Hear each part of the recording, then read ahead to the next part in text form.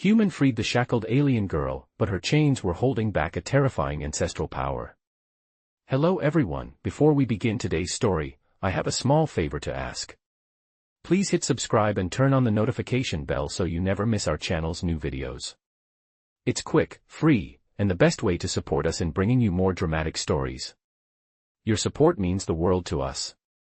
Where are you watching from? Drop your city or country in the comments below. Thank you very much. Now let's return to our main character. The storm moved across the abandoned outpost like a low, humming breath, stirring dust into slow spirals of silver under the dim emergency lights. Ethan Cole stepped through the open corridor, his boots brushing against grit that felt almost magnetic, as if the floor itself remembered the energy that once flowed through it. He scanned the space with a handheld meter, its faint beeps echoing against metal walls that had long since cooled. Temperature, 61 degrees. Air quality, breathable. Life signs, 1. The last reading made him pause. It wasn't unusual to find malfunctioning sensors in a derelict station this deep in the frontier, but the signature pulsed steadily, low and rhythmic, almost like a heartbeat waiting for someone to notice it. Ethan moved closer, following the faint blue glow that leaked from a door half off its hinges. The hum grew stronger, a soft vibration beneath his palm as he pushed the panel open with careful pressure. Inside, the room was quiet in a way that felt intentional, as if sound itself was being held still. And there she was. A girl, alien, slender, sitting upright against a support column. Silver blue skin reflected the flickering lights, her hair falling in soft strands around her face. Light metal bands encircled her wrists and ankles, not tight, not bruising, but locked in place with intricate symbols that looked more like faded constellations than restraints. She lifted her head slowly when she sensed him, her eyes glowing a soft, hesitant turquoise. There was no fear in her gaze, only a tired alertness, like someone who had been waiting a very long time for anything to change.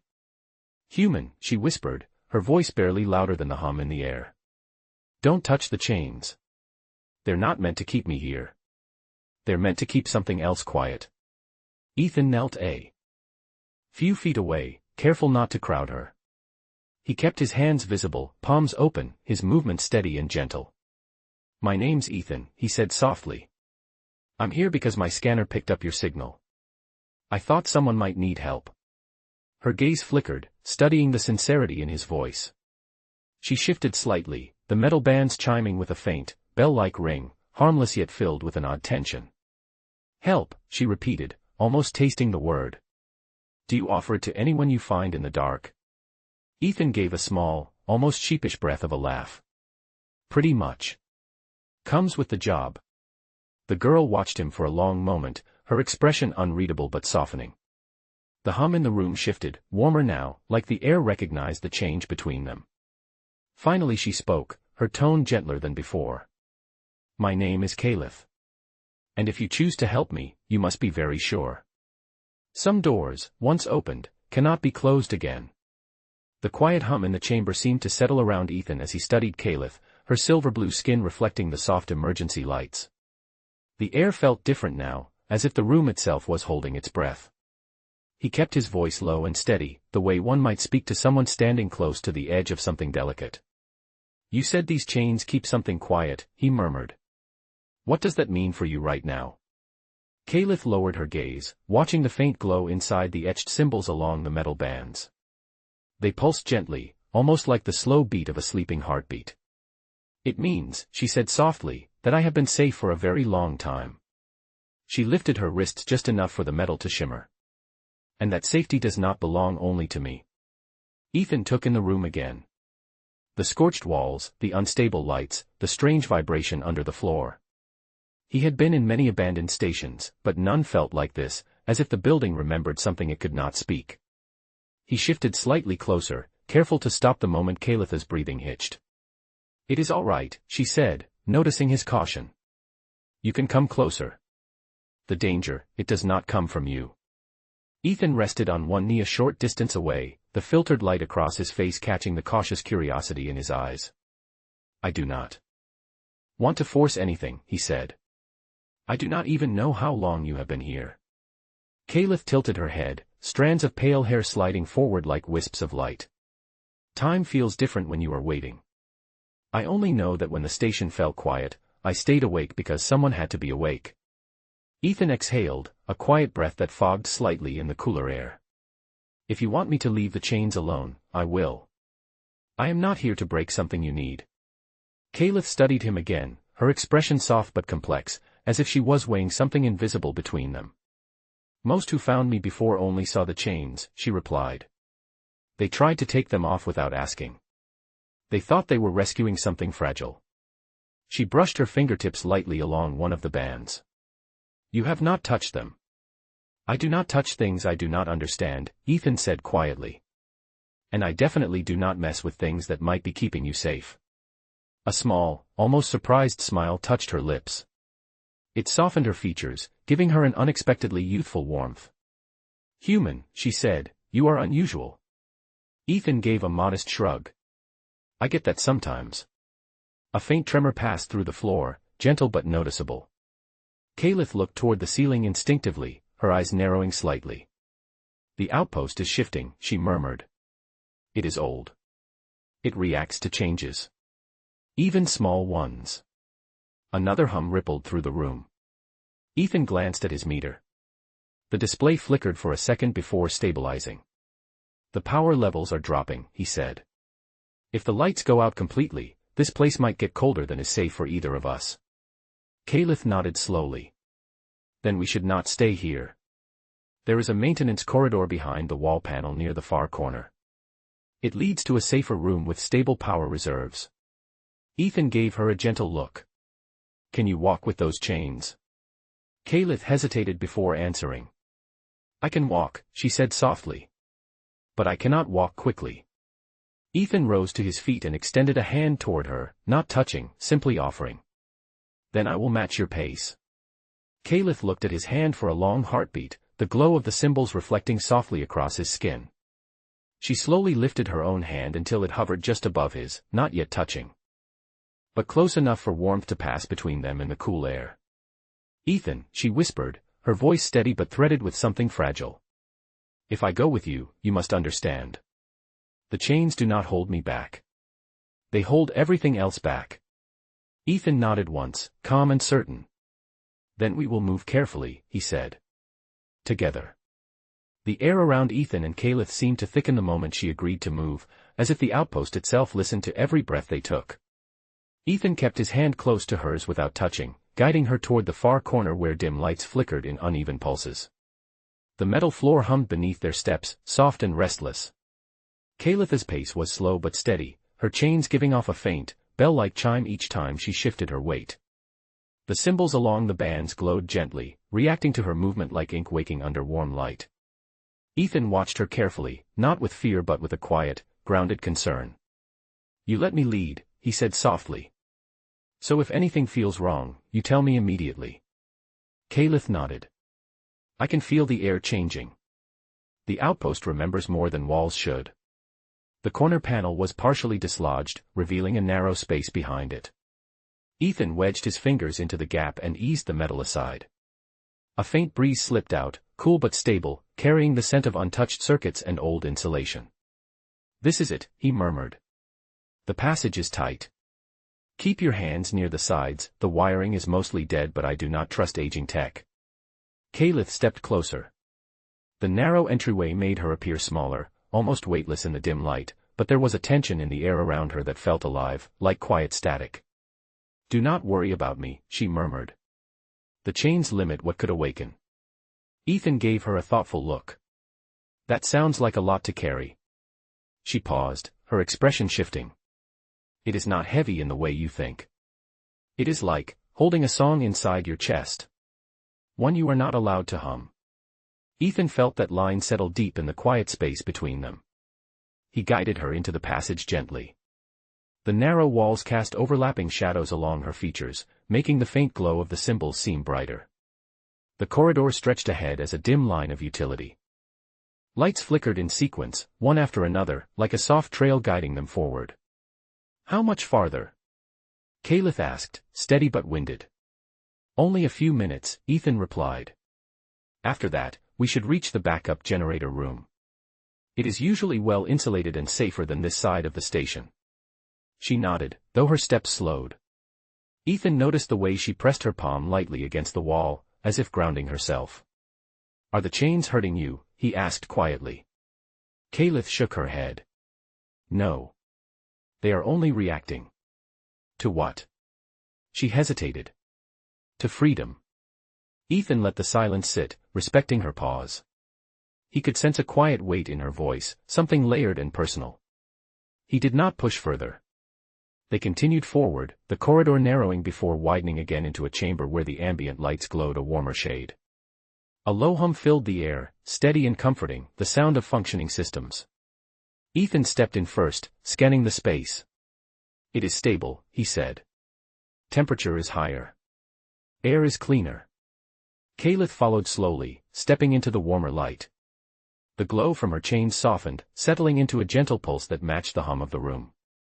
She looked around, her expression easing for the first time. "This place feels quiet," she whispered. "Calm in a way I have not felt in years." Ethan exhaled, relaxing his shoulders. "Then we can rest here for a moment." Kalith met his eyes, her voice low but clear. "Ethan, I need you to understand something before we go any farther." He nodded, steady and open. "Tell me." She pressed a hand over one of the glowing bands, her fingers trembling just slightly. "The chains do not just contain power. They remember everyone who touched them before you. And they have never been this calm." The hum of the room seemed to dim for a heartbeat as she added, almost fragile, "I do not know what that means yet." The steady hum of the backup generator wrapped around Ethan and Kalith like a quiet shield, soft and constant, a gentle rhythm against the echo of the long corridor they had just walked through.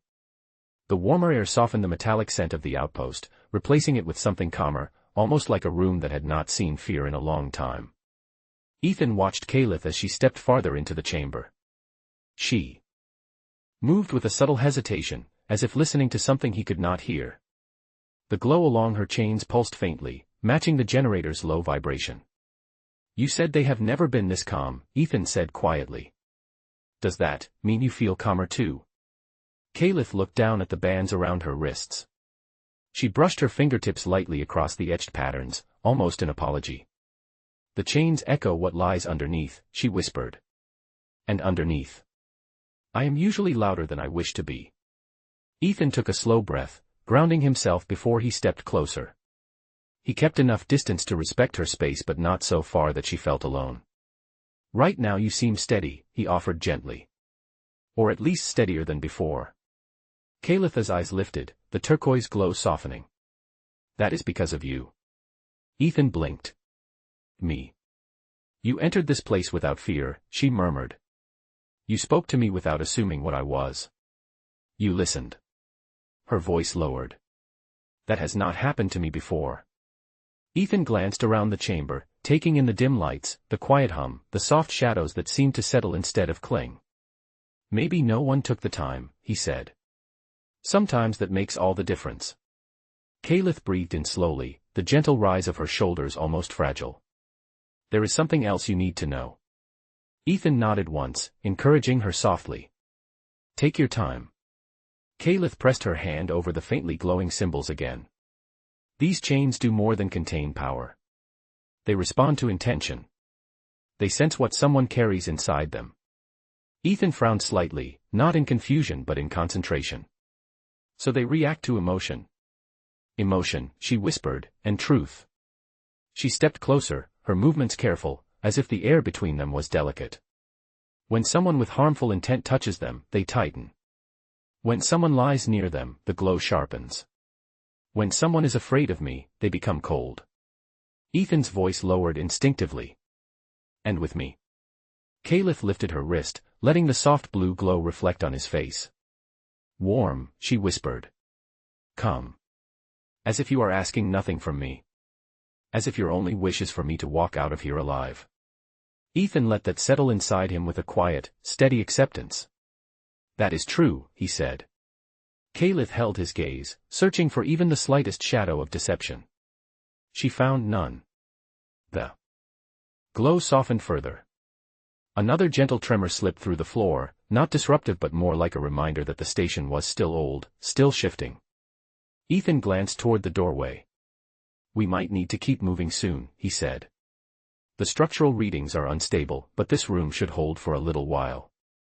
Kalith nodded, then turned her attention toward a panel on the far wall. There is a terminal behind that panel, she said. If it still works, it might show us a path to the outside. Ethan moved to the panel and brushed dust off the surface. The metal was cool under his fingertips. It looks intact, he said. I can open it. Kalith hesitated before walking to his side.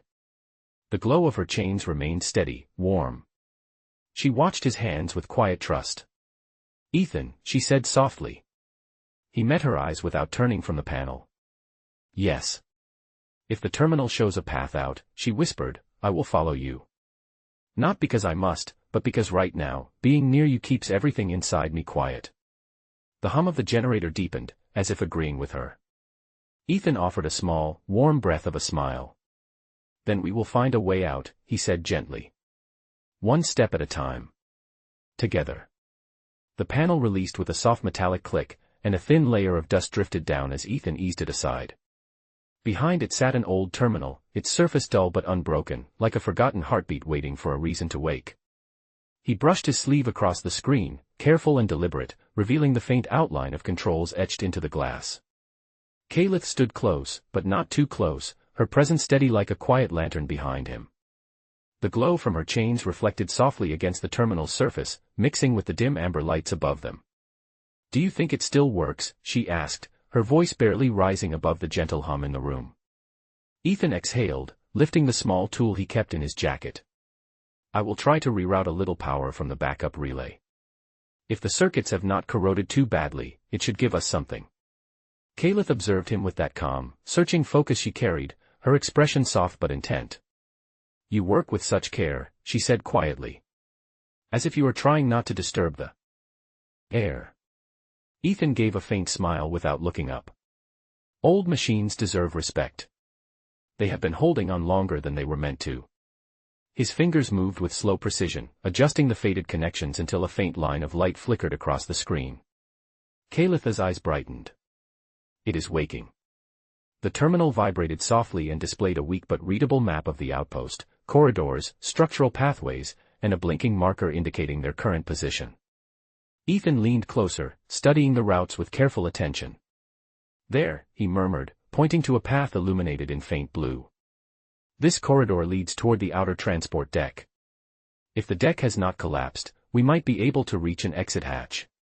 Kalith stepped closer, her shoulder almost brushing his, though she remained careful not to let the chains touch the terminal. That area looks unstable, she observed. The walls are marked with structural fractures. Ethan nodded. It is a risk. But it is the most direct path. Kalith traced the glowing line on the map with the tip of her finger, her expression thoughtful. You choose the route even if it is dangerous. Ethan glanced at her gently. I choose the route that gets you out of here. That is the point. The glow along her chains warmed again, responding to something in the space between them. Kalith lowered her gaze, her voice soft. When you say things like that, the quiet inside me grows stronger. Ethan powered down the terminal to conserve energy. Then we should keep going while everything is calm. As he replaced the panel, Kalith took a slow breath, centering herself.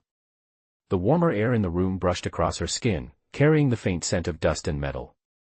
Before we leave, she said, there is something I want to understand. Ethan turned to her. What is it? She lifted one wrist, allowing the soft blue glow to reflect between them. These chains respond to truth, she said gently. May I test something? Ethan held her gaze steadily. If you need to. Kalith stepped closer, her eyes searching his face with quiet sincerity. When I ask you this, she murmured, I want you to answer only with what you truly feel. Ethan nodded once. I will. Her voice softened into something almost fragile. Are you helping me because you fear what might happen if you do not, or because you simply want me to be safe? Ethan let the silence stretch, honest and unhurried. I want you to be safe, he said. The glow along her chains warmed instantly, brightening for a brief moment like a soft breath of light. Kalith lowered her hand, her voice barely more than a whisper. Then I will walk with you into whatever comes next. I understand, Ethan, Caliph said softly, her voice steady in the warm hum of the generator room. The glow along her chains remained calm, pulsing in a slow, rhythmic pattern that matched the steadiness of her breathing. It felt as though the entire space had softened around them, giving them a moment to settle before stepping forward again. Ethan glanced at the dim map once more before the terminal faded completely.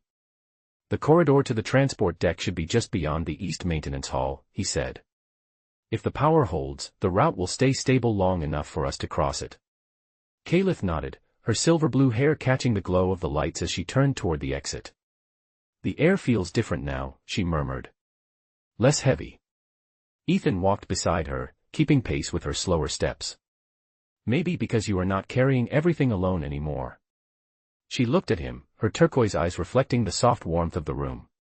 Or maybe because someone finally sees me without trying to name what I am. They stepped back into the narrow corridor, the lights flickering in a gentle sequence ahead of them. The hum of the generator faded behind them, replaced by the quiet stretch of metal walls and the faint echo of their footsteps.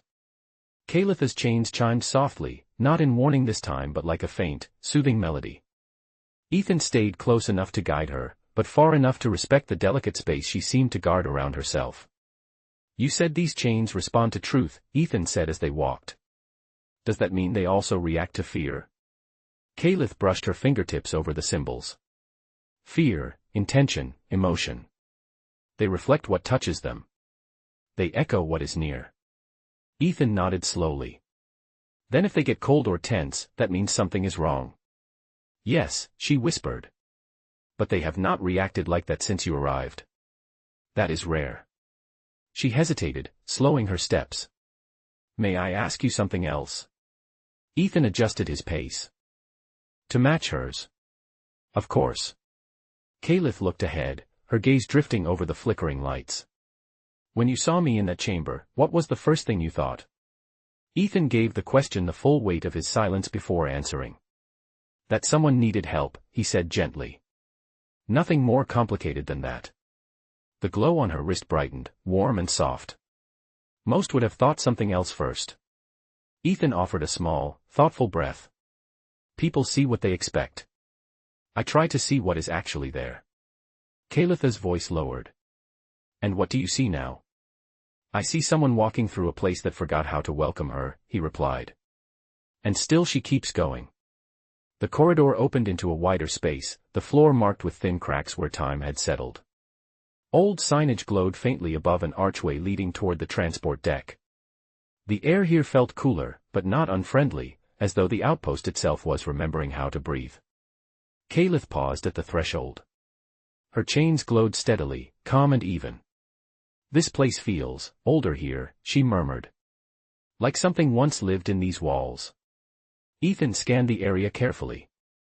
The deck should be just beyond this hall.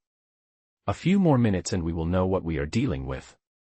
Caliph turned to him, her expression soft and searching. Before we step through, she said gently, I need you to understand something. If the outside changes me, if the air, or the strain, or the freedom wakes something deeper, I need you to stay honest. Even if it frightens you. Ethan held her gaze with steady calm. I promise. The glow from her chains warmed again, responding with quiet acceptance. Caliph exhaled, a slow, grounded breath. Then I am ready. Together, they stepped into the hall, the lights flickering awake as if guiding their path forward. I understand. Ethan and Caliph moved deeper into the long hall, their steps slow and deliberate as the lights above them flickered awake one by one. The air shifted as they walked, cooler now, carrying the faint scent of old metal and distant dust that had settled untouched for years. The corridor opened subtly, the walls widening just enough to let the space breathe. Ethan paused, lifting his scanner again. The readings fluttered with unstable activity, like the outpost was responding to their presence in ways it had. Not in a very long time. The transport deck should be close, he said softly. But the energy signatures are strange. It is almost like the station is adjusting to you. Caliph kept her gaze forward, her turquoise eyes tracing the faint lines of light embedded in the floor. Her chains chimed a gentle tone that echoed a long moment before fading. It is not adjusting to me, she murmured. It is adjusting to the part of me that has always been kept quiet. Ethan slowed his pace. Does that mean the chains are changing too? Kalith lifted her wrist, letting the faint blue glow illuminate the shadows around them. They are listening, she said. They listen to what is waking in the air. Ethan stepped closer, trying to read the subtle shifts in her expression. Are you feeling all right? She took a breath that trembled just slightly. I feel unsettled. Not in a painful way. More like something inside me remembers a room it has not entered in a very long time. Ethan recognized the weight in her words. If anything becomes too much, tell me immediately. Kalith nodded. I will. They continued until the hall opened into a large chamber where the ceiling rose much higher than before. The air here felt colder, touched by distant drafts that slipped through unseen cracks. The floor was marked with thin patterns of old machinery, hints of a place once meant for movement, travel, departure. Ethan scanned the room. This is part of the transport deck, he said. We are close. Kalith stepped forward, her gaze sweeping the open space. Something in the air shifted, subtle but unmistakable. The glow along her chains quivered, dimming for a moment before brightening again. Ethan immediately noticed. What is happening? Kalith exhaled, her voice softer now. The air here is thinner. It lets old signals move more freely. I can feel them. Ethan rested his hand gently against the wall, grounding himself as he listened. Signals. Echoes, Kalith whispered. Memories. Not mine. The stations. It remembers when people walked here with purpose. It remembers what my people once feared. Ethan felt a quiet tension weave into the air. Are you remembering it with the station? Yes, she said. And that is why the chains are reacting. The glow intensified, wrapping her wrists in waves of soft light, warm but trembling. Ethan watched her carefully. What do you feel right now? Kalith's eyes glistened with something deeper than fear, something ancient. It feels like the air knows my name, she said. Not the name I use now, but the one from before. Ethan took a slow, steady step toward her. Then stay with me. Focus on this moment. Focus on being here. Kalith met his gaze, grounding herself in the steadiness she found there. The chains began to warm again, responding to his presence like a calming hand over rippling water. She whispered, Ethan. I think the part of me that the chains hold back is waking because this place remembers it. Ethan held her gaze, unwavering. Then we will face that together too. Kalith took another breath, steadier this time, and nodded. Yes, she whispered. Together. The transport deck loomed ahead, quiet and waiting, as though it had held its breath for years just to witness this moment. I understand. The transport deck stretched before them in a wide arc of shadow and fading light, a space that felt both vast and strangely intimate, like a quiet breath held inside the bones of the outpost. Ethan stepped forward first, sweeping his scanner slowly across the chamber. The readings pulsed with low, wavering signals, as if the air here recognized Kalith and did not know whether to welcome her or brace itself. Kalith walked beside him, her pace gentle and measured. The glow of her chains flickered in a way Ethan had not seen before, neither warning nor calm, but something searching, something that felt aware. The station is listening more closely, she murmured. It knows I am here. Ethan glanced at her. Does that make you uneasy? Not uneasy, she whispered. Just exposed. Like stepping into a memory that does not belong to me. They reached the center of the deck where a circular platform sat lowered into the floor. Dust coated its edges, and faint lights traced its outline like the remnants of an old constellation. Ethan knelt beside the platform's control panel and brushed a hand across it. The surface lit up weakly, surprising him. There is still auxiliary power here, he said. If the circuits respond, we might be able to raise the platform or activate the hatch. Kalith watched him work, her eyes reflecting the soft amber glow of the console. The air around her grew warmer, her chains responding. In steady waves of light that throbbed like a distant heartbeat. Ethan, she said quietly. Before you activate anything, you need to hear something. He paused, looking up at her. Kalith stepped closer, her expression open and serious. The chains were not forged to imprison someone dangerous, she whispered. They were forged to protect someone who did not know how to carry what she was born with. Ethan listened with full attention, sensing how important this confession was. You always speak about the power like it is separate from you, he said gently. Kalith shook her head. It is not separate. It is me. But it is the part of me that my people feared. The part they hid away, generation after generation. The part they decided must stay quiet. Ethan's voice softened. And they put the chains on you because of that. Yes, she breathed. Not because I was dangerous. Because they believed I could be. The glow along her wrists trembled, a ripple of light that passed across her skin like quiet emotion. Ethan rose slowly, closing the distance between them by a small, careful step. Do you believe that? He asked. Kalith held his gaze, the air shifting gently between them. I do not know. I have never been allowed to find out. Ethan's words came low and steady. Then we can face whatever you are together. You do not have to face it alone. The glow on her chains warmed fully, bright and steady, as though confirming something she had not yet dared to speak. She took a slow breath. There is more, she whispered. The station remembers the lineage I come from. It remembers what my ancestors carried. It remembers the title we never chose but could never escape. Ethan tilted his head, waiting. Kalith lifted her eyes to his. Stormbearer, she said. That is what they called us. The ones whose power was tied to the storms that shaped worlds. Ethan absorbed the word quietly, letting it settle into the moment without rushing it. Kalith continued, her voice almost fragile now. The chains were not meant to trap me. They were meant to keep the storms inside me asleep.